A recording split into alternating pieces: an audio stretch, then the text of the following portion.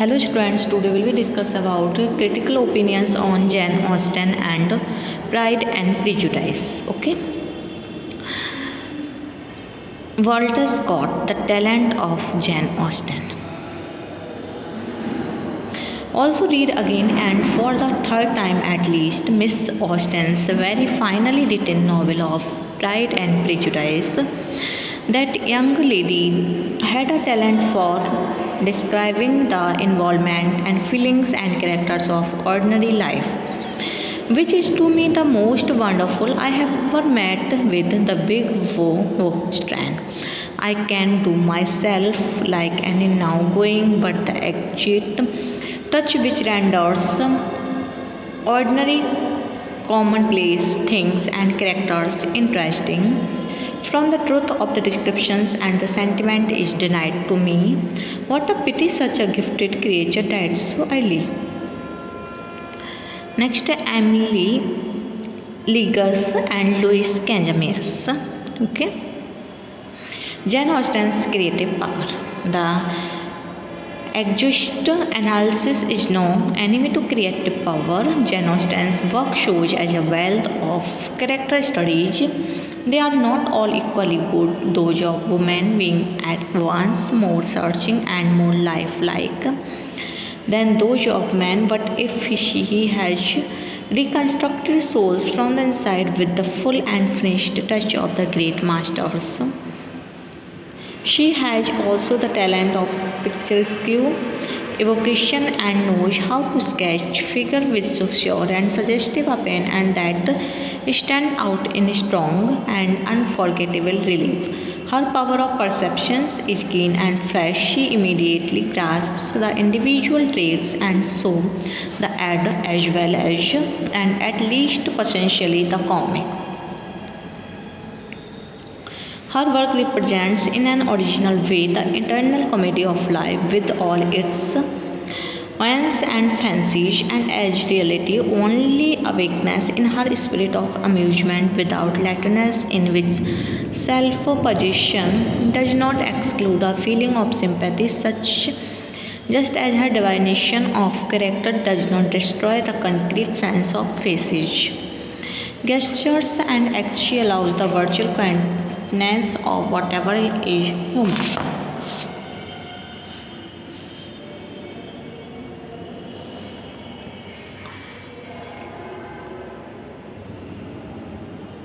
To grace active of itself.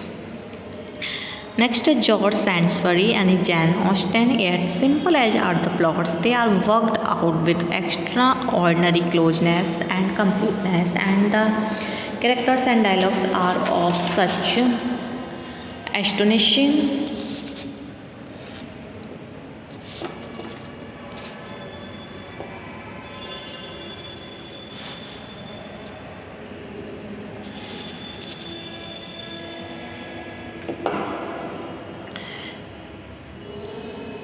finds and life that it would hardly matter if there were no plot at all.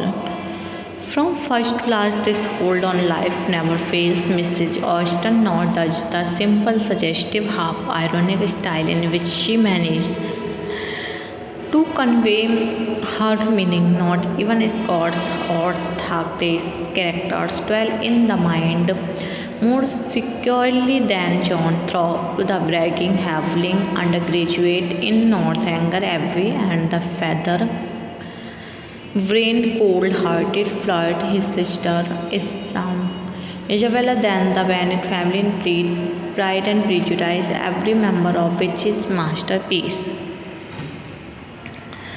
Next time,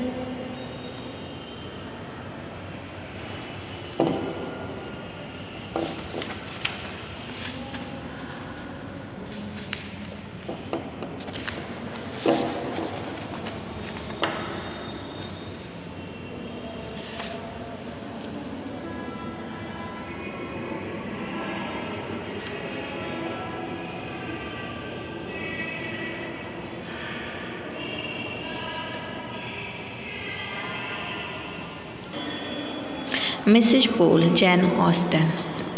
There is a particular satisfaction in reading all Miss Austen's work, they are so evidently written by gentlewomen, most novelists foil and betray themselves in attempting to describe familiar scenes in high life. Some little vulgarism escapes and shows that they are not experimentally acquainted with what they describe, but there it is quite different. Everything is natural, and the situations and incidents are told in a manner which clearly even is the writer to belong to the society whose manner she so heavily delineates. Okay. Jane Austen belonged to the most that can be granted to Fanny, and her letter is particularly odious when we remember the beautiful letters that Jane Austen wrote to her. When chosen as her confidant, it is that her aunt was never smart. A thing that no Englishman or woman of genius has perhaps yet been. Smartness is, of course, not necessarily incompatible with talent, though the pursuit of it has been fatal to a great many talented persons. Next, Jane Austen, Pride and Prejudice.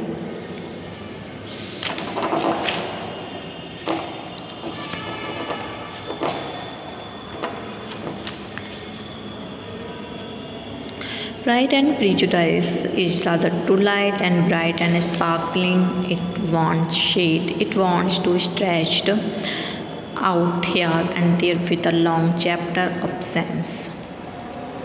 If it could, he had, if not of Solomon's specious nonsense about something unconnected with the story.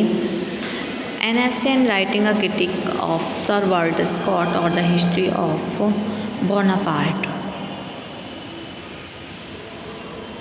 or anything that would form a contrast had bring the reader with increased light to the playfulness and grammatism of the general style. I doubt you're quite agreeing with me here. I know your stretched notions.